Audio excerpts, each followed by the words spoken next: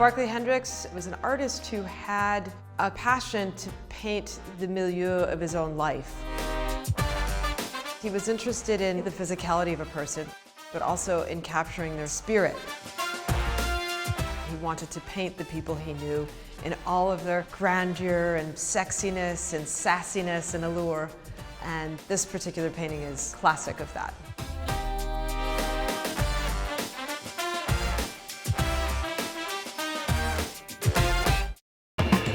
Barkley Hendricks was born and was educated in Philadelphia, went to the Philadelphia Academy. He then went on to study and teach at Yale University and was a longtime professor at Connecticut College.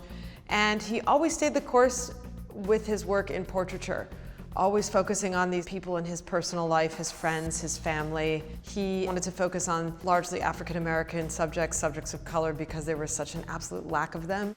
He wanted to really insert their existence into art history. This particular painting, Latin from Manhattan, or the Bronx actually, is a perfect representation of that. We're looking at a woman whose name or nickname was Silky. She looks incredibly refined. She's wearing a very elegant long coat and beautiful leather loafers. She is very classically dressed in this coat. She has very simple hoop earrings on. She is not wildly adorned with lots of jewelry or lace pattern work.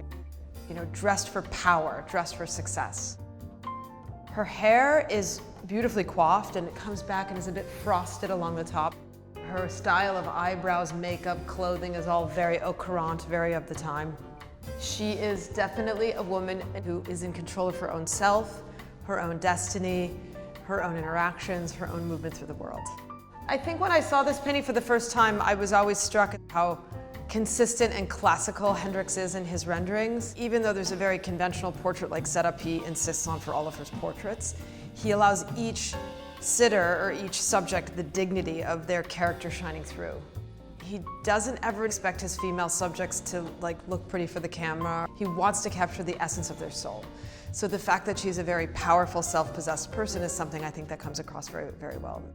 This painting was included in Trevor Schumacher's exhibition, The Birth of the Cool, which was the first important retrospective of Barkley Hendricks' work.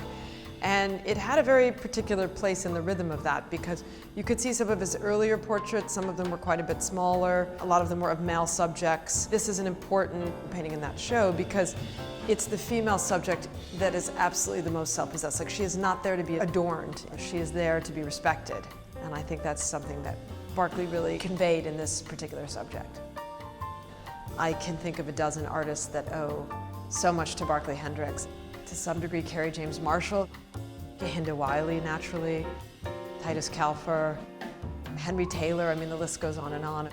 He's left so many disciples, and he's given so many artists permission to explore portraiture in a new and reinvigorated contemporary way.